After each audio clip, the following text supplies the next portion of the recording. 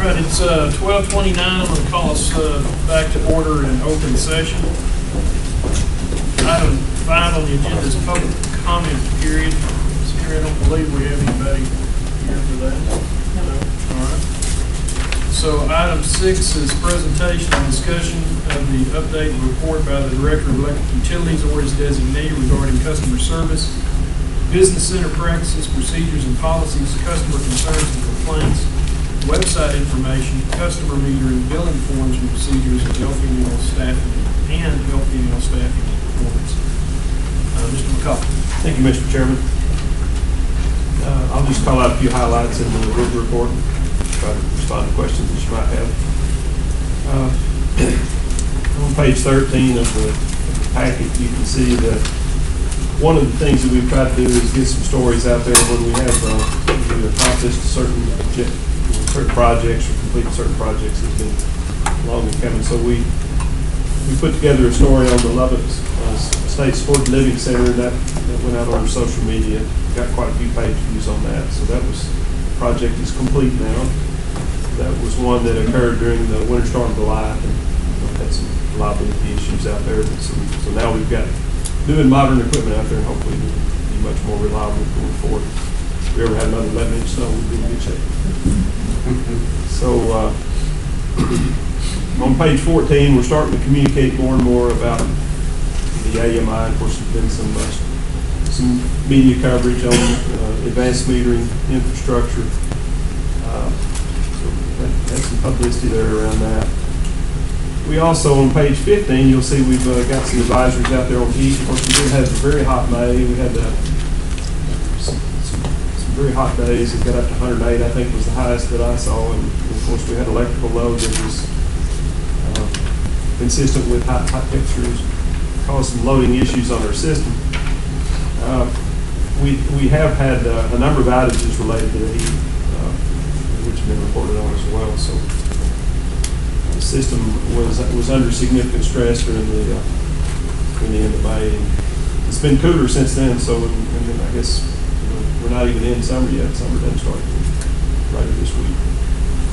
So we'll try to be prepared as we go forward for additional heat events. On page 18, you can see the load chart at the bottom there. We hit 564 in May, and I haven't looked back to see if that is a record, but I suspect that's probably about as high as we've ever seen in May. Our all-time peak load is 640, and so that was not very far from our all-time system peak load.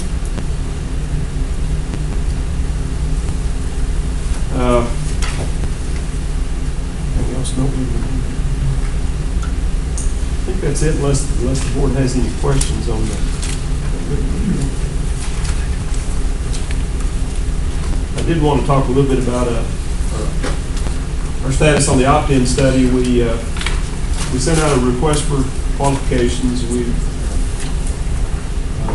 developed a short list of consultants to help us with this study, and recently conducted interviews with the 2 finalists, and have preliminarily selected a consultant to do the work for us. We haven't got a contract in hand, so I can't tell you who that is, but we're pretty close. And hopefully we will have an agreement to bring back to the board in July that we'll get that project started. We're pretty excited about the consultant that we preliminarily selected. And, hope to be on the phone with them later this week talking about the agreement.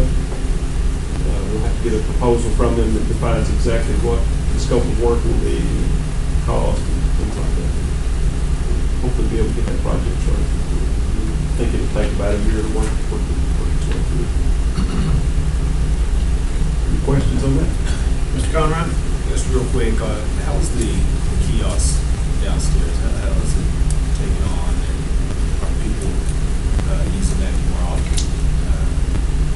I'll let Mr. Birch respond to that. Yeah, we had, in May, there were almost 1,300 payments made on the kiosks down in the lobby.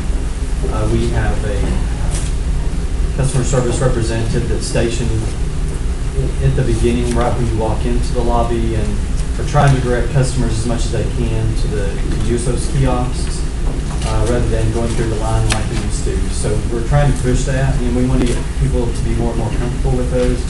We've also just recently installed the kiosk in the drive-thru, so now one of the lanes in the drive-thru is a 24/7 kiosk that, so if folks can't make it during the week or during regular business hours, they could make their payments also through the kiosk. Again, the one outside takes cash, checks, and credit cards, just like the ones inside. I guess since you put them in place, I probably engaged 4 or 5 different ones when I come in here for meetings. They're all so friendly and so engaging as soon as you walk in the door. That's a really cool deal.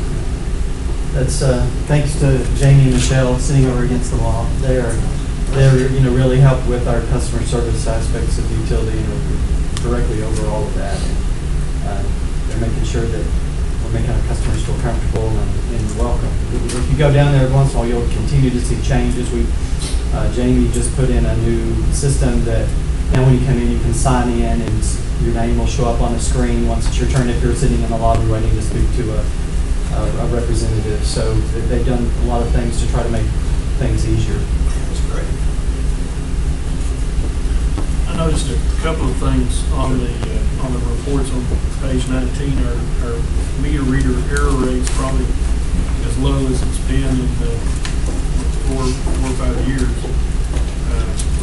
which is excellent. Our call center average handling has come down quite a bit in the last couple of months too. So Again, the credit for those accomplishments goes to Andy and Michelle and Jamie for their good work. In the meter reading area, just having consistency in the personnel has helped a lot, but also a really formal training program, having some metrics to measure their performance and correct them over time has really helped a lot from Michelle. Said all that. I think we've proven we can't have too many cooks in the kitchen. The more cooks, the better. That's good. any other comments, questions about the monthly reports?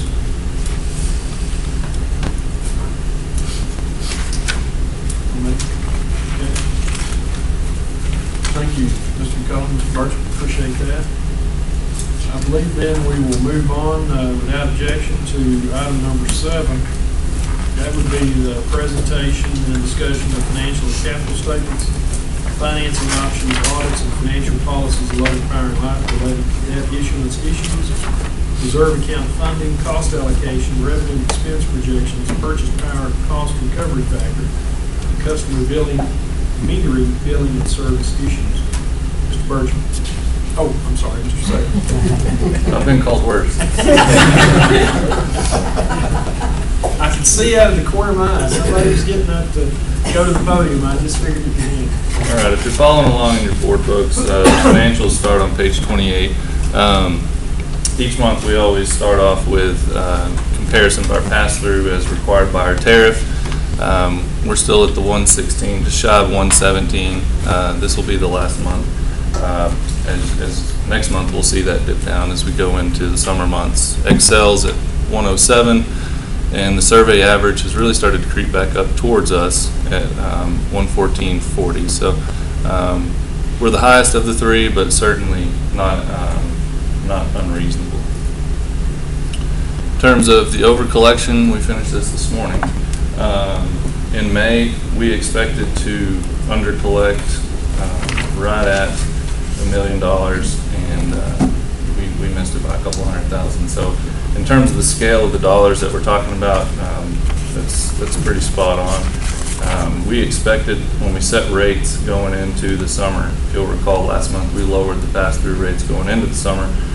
We expected to be over collected 3.1 million, and at the end of May we were over collected 2.9. So we're in good shape going into the summer, and that tells me that the model's working about like we expected. In terms of the actual financials, we've got a condensed presentation today just because we've got the budget and tariff and quite a bit of other things today. So I'm happy to dig into anything y'all want, but I was just going to show you the budget comparison and then the capital program. What we like to do, we always look at where are we at so far year-to-date in the current year, and then how does that compare to how we finished this same month to date against actuals for the previous year. And so you can see revenues are tracking just about like we would expect them to.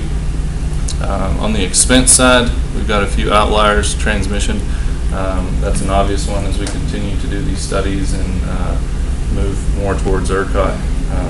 We're seeing some expenses in that bucket, but you can see that we're well under in other areas like production and purchase power. There's been quite a bit of savings. So overall, bottom line, we're under on the expense side, a little over 2%. If you're really digging into the balance sheet and the income statement of cash flows, we had a big debt payment that appeared on the financials. It didn't make them look so great, but that is normal for this time of year, and then that will rebound. So on the capital program, we've got 60 open projects. I'm not going to read the top to you. You're all able to see that. We've got 118 million in funds remaining, but in terms of the big projects that we spent money, the chocker capacity upgrade, we spent 1.3. Our normal kind of extension of the distribution lines, be it overhead or underground, we spent just under 300,000 on underground, 170 on overhead, and you can see how the rest of the projects shook out. So overall, we spent about $2.5 million in capital for the month. So that's what I've got for the monthly financials. I'm happy to answer any questions that you all might have. So, Mr. Sell, what you were referring to on the bond payment, that's on page 31, principal paid on bonds, in April, 11.5 years. Yes.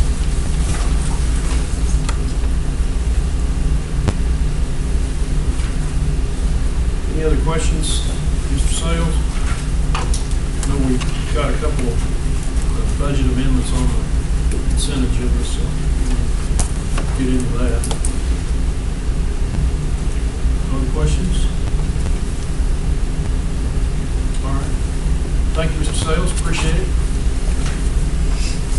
I guess It's more of me. more to shuffle my agenda. Item 8, discuss and take action on the Lubbock Power and Light fiscal year 2018-2019 operating budget capital program, and make appropriate recommendations to the City Council of the City of Lubbock pursuant to Section 2.03415A of the Code of Ordinances, City of Lubbock, Texas. Mr. Kaiser, we need a motion and a second to put that on the floor. Yes, sir. All right. Motion by Mr. Bowman, is there a second? Second by Mr. McMahon. So discussion. Mr. Sales, why don't you just kick off that discussion? Go ahead and Sure. enlighten us. Sure. So on Friday afternoon, we sent out a copy of the budget that is before you today. And then on Sunday afternoon, we sent out a summary of budget changes because, as you know, in May we present a preliminary budget that doesn't have, it's not completely finished because we don't have all of the scheduled charges, all of the internal service fund charges from the city staff, just because our budget starts so much earlier than theirs that they haven't had a chance to really work through all of that yet. So in June, those numbers start to congeal, and so those are the majority of the changes that we've got. But there were a few others that impacted a few line items, and so we just felt like it was appropriate to have a summary of budget changes. So if you were looking at your May book compared to your June book, you could quickly identify what changed. And so you've got it there in front of you, but I'm actually going to work through it in the presentation. So last month, we took a really deep dive. Andy went through lots and lots of the assumptions in our financial model. And our financial model is really the foundation of our budget and what we build on. And so it looks at our current budget, but it also looks out the next 5 years. And normally that model will just take the current year and just kind of extrapolate it based on different growth factors. But this year was unique in the sense that we have so many things changing in that next 5-year window that we really had to set a budget for the next 6 years, and I'm really appreciative of all of our staff and our directors, because we asked a lot more of them this year than we typically do, and they were all happy to, I don't know if happy is the right word, they definitely all participated and got us what we needed, and we worked through that. So really proud of this budget and the model. And then I've got, I don't know, Jana's not here. We've got Joe Jimenez. He's an electric utility financial analyst on our team. And we've got Jana Campbell, who's actually working on something for the bond rating folks at the moment. But they were both instrumental in putting this together along with Andy. So I'm appreciative to them. But so last month, we took a really deep dive into the financial model. We're not going to do that today since most of you have already seen that part twice. But just as a reminder, the financial model had 6 major assumptions. The first being that there's no base rate adjustment. Second is there's obviously a significant capital investment with the customer information systems that you all approved with the contracts at the last meeting, and then the transmission and distribution system as we prepare to get ready for ERCOT. The third one is we will have a brand new revenue stream in the transmission cost of service revenues. Purchase power costs are being juggled a lot in the next 6 years as we continue to make the transition to ERCOT. There were some hold harmless payments associated with our entrance into ERCOT, and then the idea of opting into retail competition. So those were the big things that really drove our budget for 18-19. But what we're going to talk about today is I'm really going to walk you through the summary of budget changes and then open it up to you guys to answer any specific questions that you have. On the operating side, which really we're just looking at the 18-19, not just the financial model, is really just the first 2 bullet points. No base rate adjustment, and then that significant capital investment.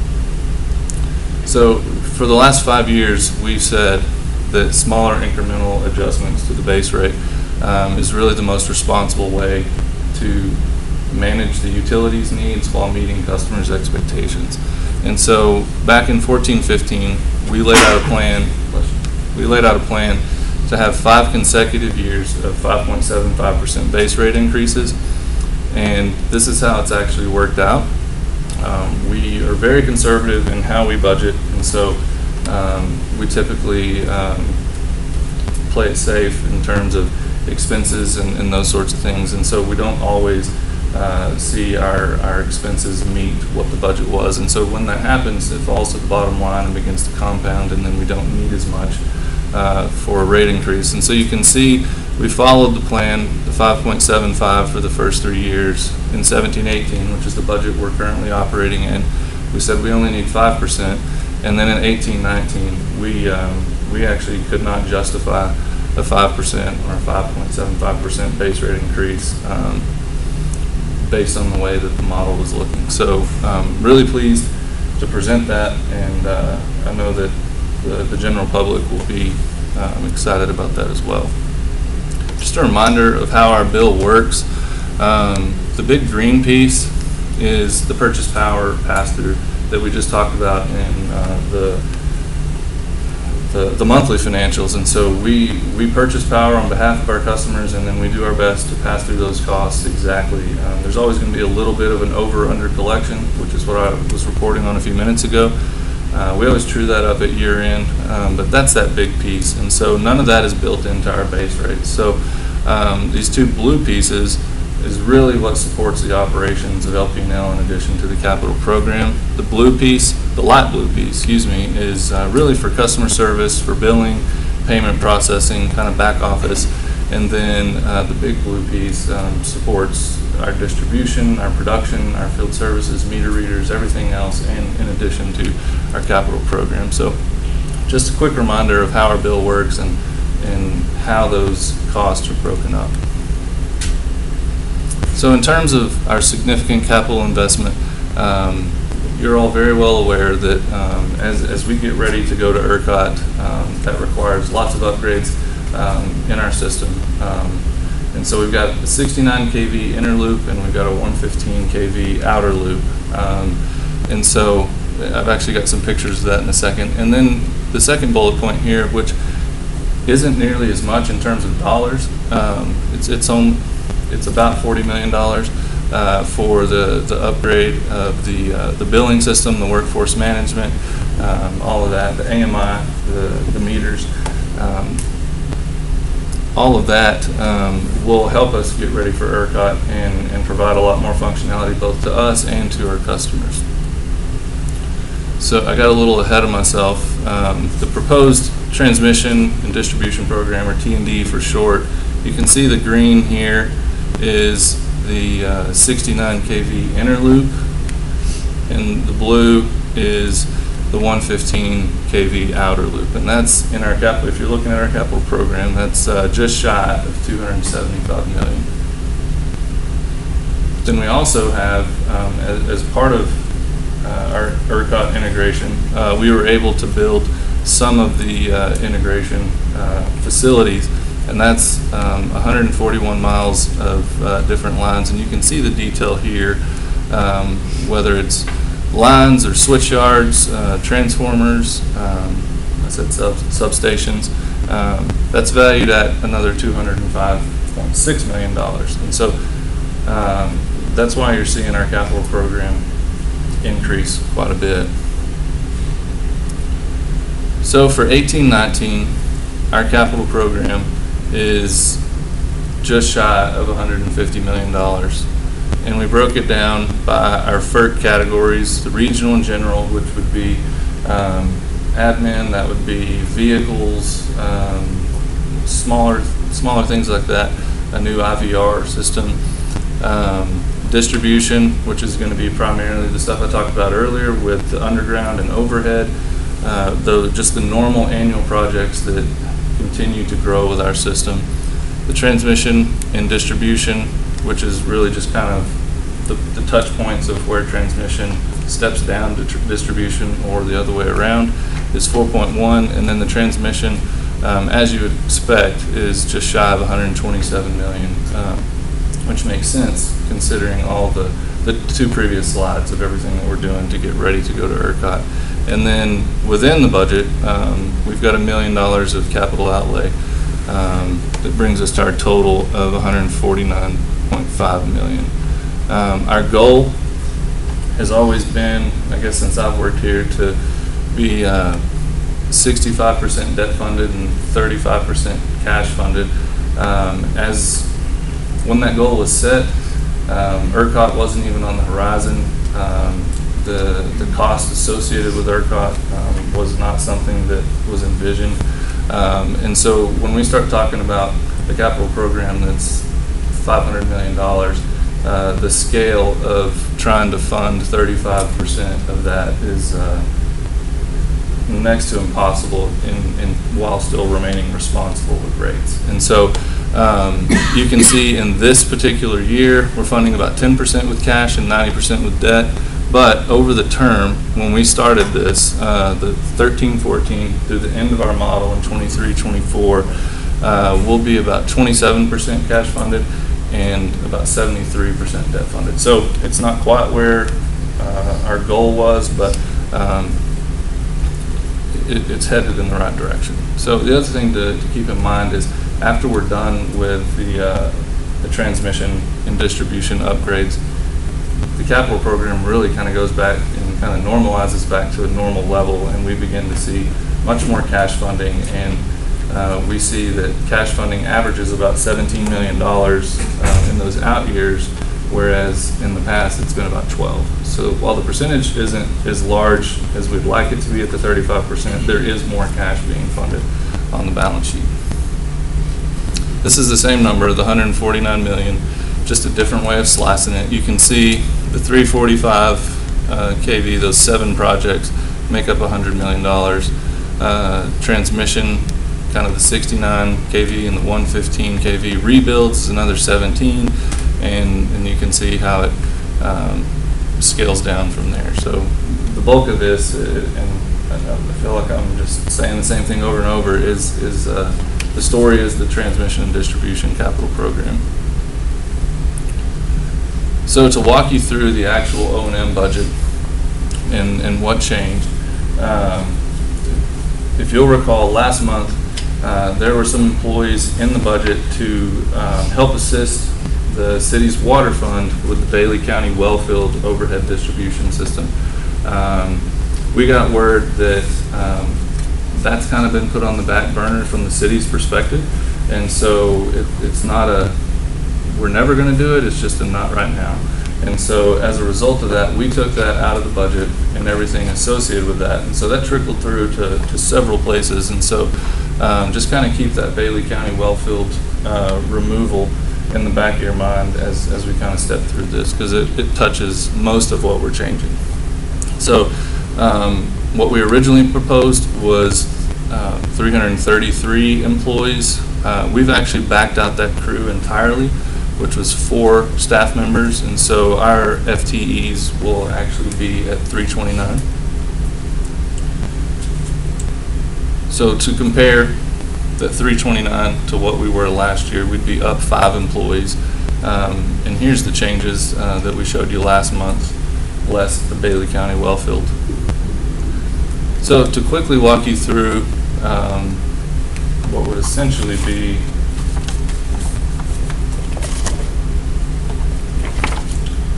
page 12 of your budget document. The fund level source, or the funding sources, are at the top. The middle third of the page is your department level expenses, and then the bottom third of the page is your fund level expenses. And so I want to try to walk you through those specific things in that order. And so the transfer from other funds, last month when we presented it, was 1.9 million. Now it's just shy of 1.3 million, and so that's a decrease of $615,900, and that's a result of the Bailey County Wellfield change. The city was going to reimburse us for some of the vehicles and the equipment and some of the staff, and since we've taken that out, there's no need for them to transfer that money to us. The middle third of the page, the department level expenses, you can see overall went down 1.25 million. Compensation and benefits are down just shy of 300,000 related to the Bailey County Wellfield folks. Supplies, fuel costs, and mail handling charges, some of those scheduled charges that I was talking about from the city earlier, went up about 34,000. Maintenance, the radio shop, and the fleet admin went up about 100,000. And then scheduled charges, which the supplies and maintenance, those are also scheduled charges. It's really just a function of how we roll these accounts up. But most of these changes are scheduled charges. But in the actual scheduled charges line, you see that what we presented to you last month compared to this month is down almost $1.1 million. There's 2 big drivers there. The first is property insurance. I guess when I spoke with the lady that does the risk management, she said that she was able to place our property insurance with a carrier that has electric utilities, and so we were able to save quite a bit there, over 600,000. If you'll recall, last month we told you that we do an analysis on the scheduled charges each year, and we do our best guess to say we think scheduled charges will go up or down by X, and we basically put a plug into the model and into the budget so that we don't have any surprises. So that number was 625,000. We thought scheduled charges just as a whole would increase 625,000. They didn't, they actually went down. So when we back out that 625,000, we're already very close to the 1.2 million. We also had lower telephone charges, and then those were offset by higher IT charges. On the fund level, again, the Bailey County Wellfield, because that's not happening, we don't need to buy nearly as much equipment to facilitate that need, and so we reduced the transfer to CIP by $690,000, and that was going to be the value of the equipment that we were purchasing. And if you're curious, following it all the way through, in the CIP, the cash funding went down by 690,000, and it was project 2018-039 vehicles for fiscal year 18-19. So when you roll all that through, the total change in general reserve is positive 1.3 million relative to what it was last month. So overall, when we consider those changes, how does that budget look compared to 17-18? And you can see that funding sources are down a little bit, but total expenses are down 8.1, and general reserve is anticipated to be 5.9 million more than it was in 17-18. So that's what I have for the budget. I don't know if y'all want to have further discussion or ask questions at this point, or if you would want me to move on to the tariff. Well, the tariff is a separate item. So It is. let's see questions about the overall budget presentation. If I was clear with what changed from last month. Finance committee side, finance committee presentation. I guess Mr. Sales, the recap there was very good. When we talk about the difference between this year and last year's budget, so we're basically budgeting a little more surplus. Right. Of that 5.9 million. That's right. And, I guess if you go back to page 9, that shows the general reserve excess deficit as well.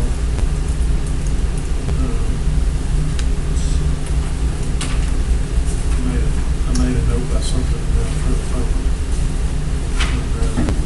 Keep in mind too, the excess in the general reserve, or the surplus portion of the budget, is going to be set aside to help us make that payment, the hold harmless payments to SDS Yeah. in 2021. So you will see more than what you would normally see as far as a budget surplus, but there should not be an impact to the customer. Purchase power is expected to remain static from where it is today, and as well as the base rates. Right.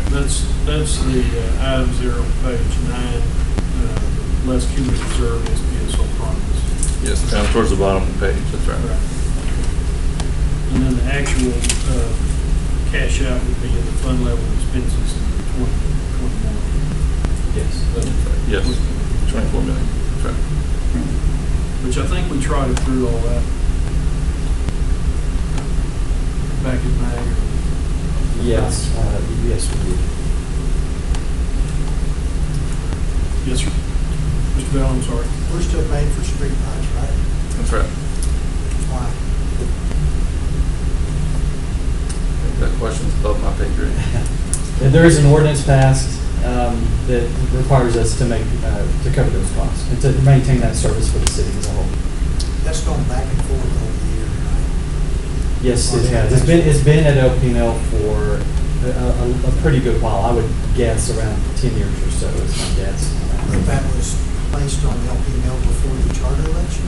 No, it was after the charter election. I believe it went back to LPNL. It had gone back and forth a couple times, but I believe all of that occurred after the charter election when it came back to LPNL. And it's by city ordinance? I assume we have some. City ordinance, yes, sir. We have some action by this board then, accepting that? I don't believe so. Let me ask I'm you a not aware of different it. way. If we submitted a budget that removed paying for streetlights, what would likely happen? There'd be lots of discussion. I guarantee you that. Ultimately, the city council has the decision-making on where the streetlights would be paid from. And so at that point, they would need to determine whether it would need to be taken on by the general fund or whether it would continue and need to be placed back into the LPNL budget. Yeah, well, there's, obviously, we know there's 4 things the city has control over, just over the electric utility board. And one of them is, probably the answer is if we submit it without that, the budget would be approved, maybe. they could certainly, they have the authority to change our budget if finally. How much is it cost? It's, depending on the year, it's about 2.8. Ranges from 380 to. Say again, Chad. About 2.8 million. It was my recollection, it was about $3 million a year. So y'all will remember, about 4 years ago, we passed a resolution reassigning streetlight expenses. We've never had a budget approved that actually included that transfer. I think our position there is until different. We continue to put that in the budget. Summarizing that. Yes, sir. more or less.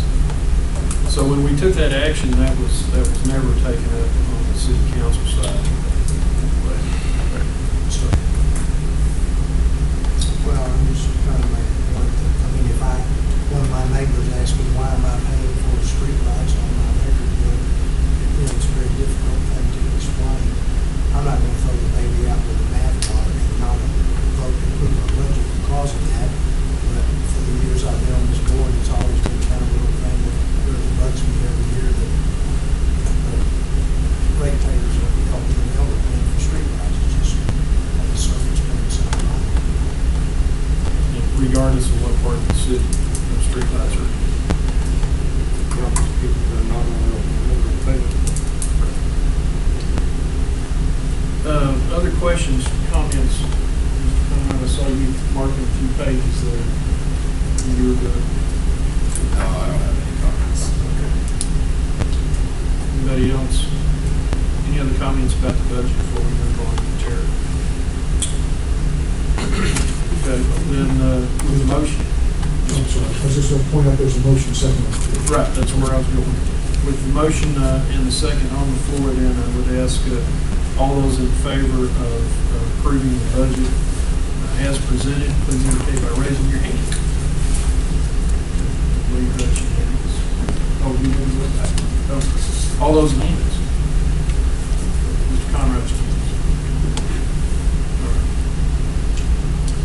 All right. That would bring us then to item 9. Discuss and take action on the fiscal year 2018-2019 electric rate tariff schedule and make appropriate recommendations to the city council of the city of Lubbock pursuant to section 2.03415A of Code of Ordinances, City of Lubbock, Texas. Entertain a motion on the tariffs. Motion by Mr. Conrad, is there a second? Second by Mr. Bell. All right, any discussion then? Mr. Sales? All right.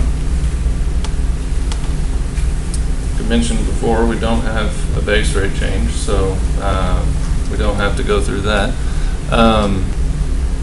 So we're just going to walk you through some of the cleanup items that each year we go through and try to make the tariff either a little more clear or a little more helpful to our residents and ratepayers. So on pages 191 through 193, the deposit language basically states that if LP&L requires a deposit from a prospective customer, that deposit will be $135 or 1/6 of a good faith estimate of the customer's annual billings.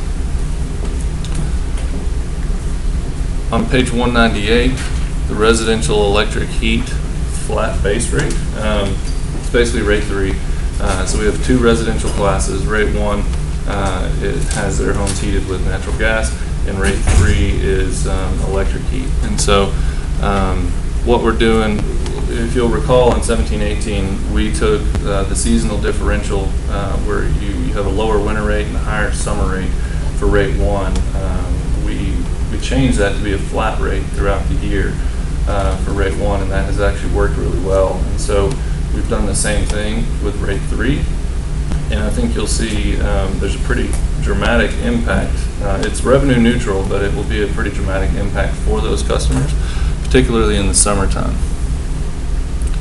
So in the winter, and I don't know if you can read those, that font probably should have been white. In the winter, the base rate for the rate 3 customer is 1.5 cents. And you see in the summer, it jumps to 5.3 cents. And so what we wanted to do was lower that to basically find a place in the middle so that it's stabilized. And so in the winter, they use on average 795 kilowatt hours, and in the summer, they use 951. And so the place that we found in the middle that's revenue neutral is 2.921 cents.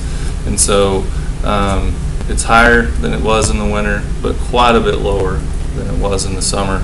And so on average, during the 8 months during the winter, their bill would increase $11.07, but it would decrease $22.14 in the summer when bills are the highest. And when you do that math, the $11 times 8 is $88. The $22.14 times the 4 months in the summer is also $88. So it's actually a wash, and that those customers end up paying the same by using this rate. Mr. Sales, can I ask a question there? I'm sure we've talked about this before, but I'm not remembering the conversation. So was our original intent there to subsidize the winter use of electric only heat? Was that our? I think that's was that right. the original goal there? There was a spread like that before we did our cost of service study in 2013. Okay. And it was to incentivize some of that winter usage for electric heat. But while that's helpful, I don't know that a lot of people are stocking away $11 a month to pay for their summer bill. And we just felt like, this still gets us to the same place in terms of our revenue needs, but helps out quite a bit in the summer for the folks that need it. And rate 3 makes up about 30,000 of our 105,000 customers. So it's not an insignificant number of folks that are affected. Pretty good sized population of the overall meters. Sure. So the effect is we'll see a lot like we did with rate 1. We'll see higher base rate revenues in the fall and not quite as much in the summer. But that's also, in my opinion, a good thing because that makes us less dependent on a really hot summer to make sure that we meet budget and pay for all of our things. So if there's no more questions, yes. Chad, real quick, based on your model on this, so you will probably see a surplus on your model, but then kind of even back out in the summer. Right. Yeah, that's right. Chad, you said in this rate 3 on page, there's about 30,000 Customers. population there, meters there. Yes, ma'am. How many of our 104 in rate 1? About 50, give or take. So residential makes up about 80%. Thank you. Yes, ma'am. There's no more questions on rate 3. I'll try and wrap this up. If you'll recall, the demand cap, we've been lowering that each year. Essentially what that does, this will be the 4th year that we've done this. Essentially what that does, it incentivizes inefficient use of our system. And that demand cap is going to continue to be phased out until all customers are paying for the power that they consume. If you'll recall, last month we gave you a really detailed example of how that worked. But we've also ensured that no customer will see more than a 20% adjustment on their bill related to that change. On page 227, we've eliminated the payment arrangement fee, and that's really to eliminate the burden of paying that fee for customers who didn't have access to certain technologies. And so it's really being eliminated as well, in addition to just help improve customer relations. Also on page 227 is the meter testing charge. So a customer can request a test of their electric meter every 4 years without charge. If they ask for a test within that window, that 4-year window, and the meter actually meets the accuracy standards as defined by the industry, LP&L may charge the customer $50. Whereas before, we would charge them $50. Now, we may charge them. Again, just kind of customer relations in mind there. Jeff, real quick, it's kind of great. What would tip that either way, may or may not? You know, that's a good question. David, I'm sorry, what would tip? My mind was a different place. What did you say? On that, company that may charge the customer $50 if it's, I guess I'm looking for examples on when you would charge it.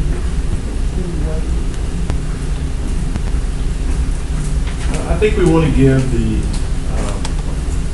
customer service representatives the option to use judgment in determining that. We don't want to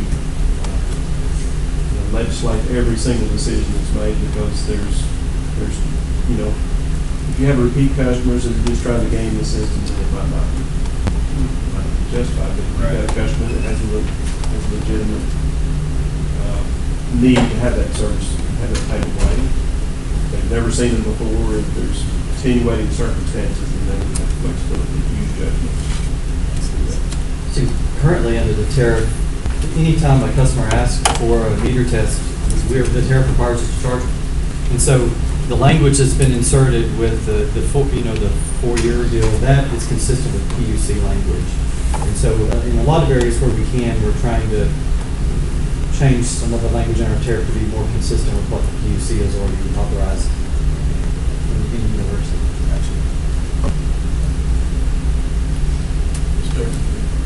I'm sorry, I was just All right, and finally, the alternative meter charge on page 228. I'll start by saying we have lots more information, and the link provided at the bottom of the page or on our website. But essentially, residential customers who choose non-standard, non-AMI meters will be required to pay the incremental cost of sending somebody out in a truck and reading that meter and coming back and entering that information, because there is a cost associated with doing so. The installation at each premise to change out a standard meter to a non-standard will be $127.84. Will be paid before installation, and then thereafter a monthly charge of $24.56 will be added to regular residential charges. On page 228 of your budget document, you'll see we added a sentence to the end of the alternative meter charge paragraph that says, during the field installation of all standard meters, the installation cost is waived on the first opt-out request. So this is when we're going out in the next however many months, year, that we're installing the 105,000 AMI meters. If a customer chooses that they do not want one of those meters, we're not going to charge them to keep the meter that they have. It's just a one-time, Right. On that installation. Yes, ma'am. All right, I'm with you now. We got page 228. Yeah, it's the first page 228. Dave, we just noticed that ourselves. So. Awesome. Under what conditions of that Second. charge be made? Well, I think the idea is, after we get all of our AMI installed, and somebody has an AMI meter and decides they don't want it. In other words, if they go back.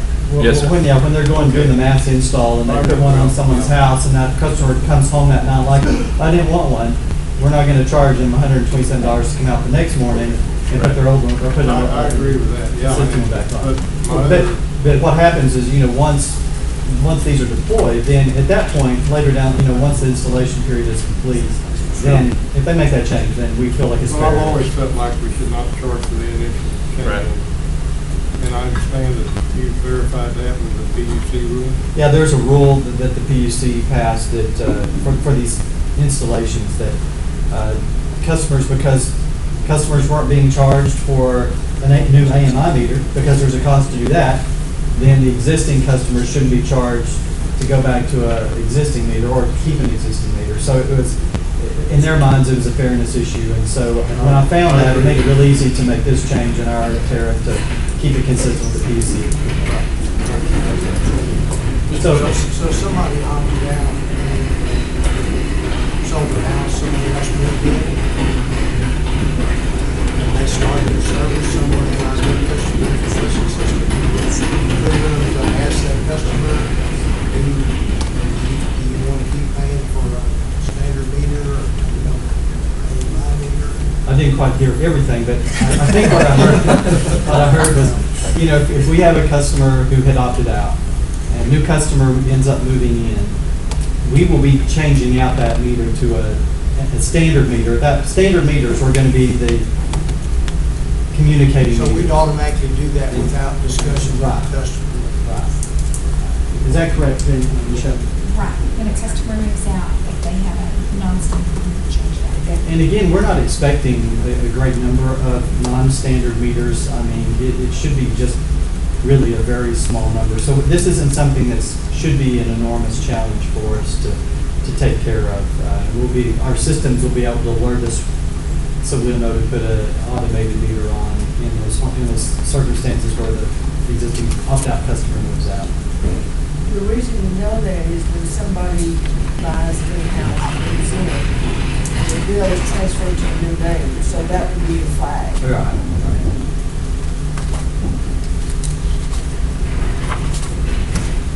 Other questions about the tariff? I want to reiterate just the, Mr. Taylor, sorry. I'm sorry. I have one more slide. The AMI discussion got me off track. We talked about this a moment ago with the $24 million hold harmless payment that you were talking about on page 9.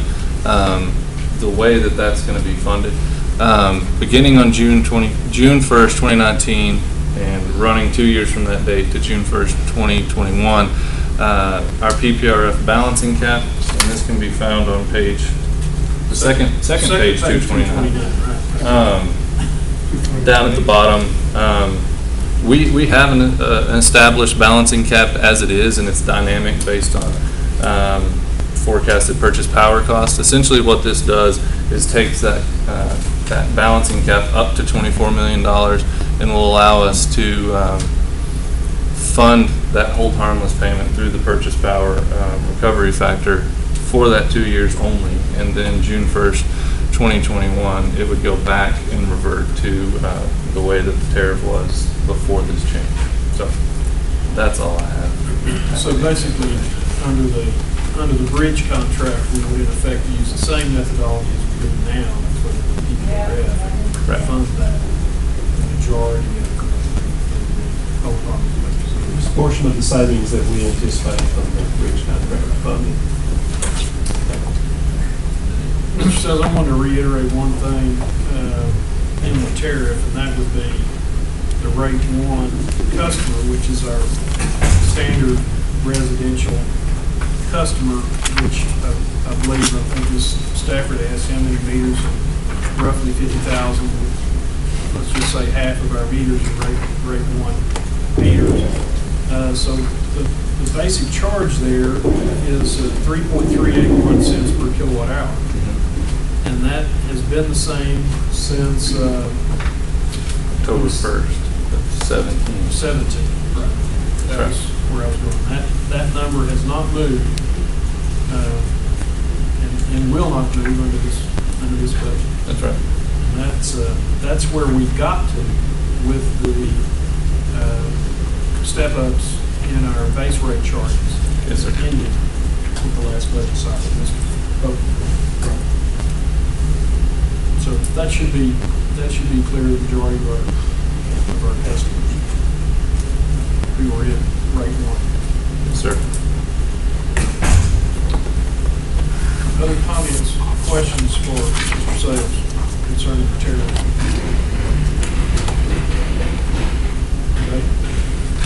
Anything else you want to add? I think I'm done. Okay. No more slides. Motion's made and and seconded to approve the tariff as presented. If there's not any other discussion, then I would ask for those who are for the tariff resolution, please indicate by raising your hand. Any opposed? So that would be unanimous. Okay. Very good. That would take us then to the consent agenda, and I would ask the board, having reviewed the agenda, if there are any items in the consent agenda that they would like to see pulled and discussed separately.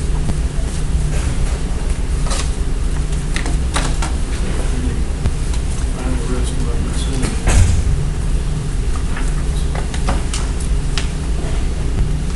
Anybody?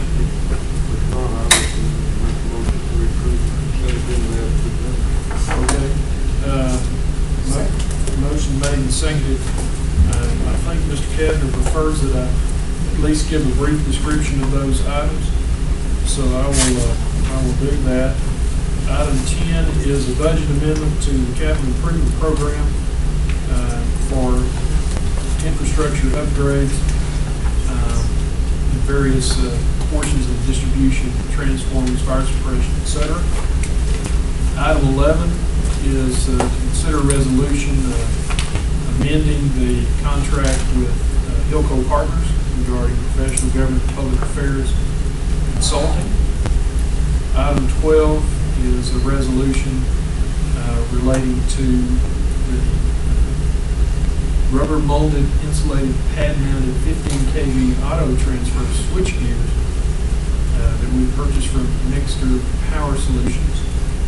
Item 13 is a resolution awarding a Public Works contract to Gearwood Construction regarding a bore from the Home Depot area in Bangor Avenue. I think I got that right.